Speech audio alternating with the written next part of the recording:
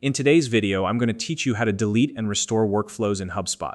Whether you're looking to clean up your automation list or recover a workflow you might have removed by mistake, this step-by-step guide will walk you through the entire process. By the end of this tutorial, you'll feel confident managing your workflows efficiently within HubSpot. If you're new to the platform, you can find a link in the description to sign up and get started today. All right, let's dive in. First, head over to HubSpot and log in using your credentials. Once you're on your dashboard, look for the Automation section. You'll find this in the main navigation menu. Click on it to open up your automation tools. Next up, select the Workflows option. This will bring you to a list of all your existing workflows. Take a moment to scroll through and locate the workflow you want to delete. Once you've identified it, look for the More button, which is usually located near the workflow name. Click on it to open a drop-down menu. From this menu, choose the Delete option. Now, let me explain why this step is important.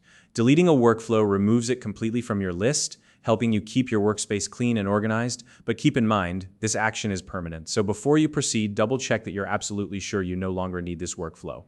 If you're ready, go ahead and confirm your choice by clicking Delete Workflow. Now, what happens if you realize later that you need that workflow back? Don't worry. HubSpot has you covered with a way to restore deleted workflows. Here's how. First, stay in the Workflows section, but this time look for the Deleted tab. Click on it and you'll see a list of all the workflows you've previously deleted. Take your time to locate the specific workflow you want to restore. Once you've found it, select a workflow and click the Clone button.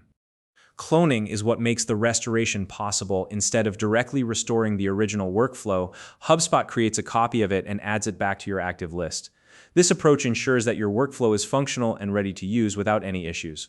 Now, here's a quick note to keep in mind. If you see multiple entries for the same deleted workflow, you'll need to repeat the cloning process for each one you want to restore.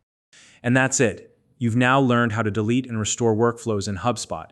By following these steps, you can keep your automations organized and recover any workflows you might need later.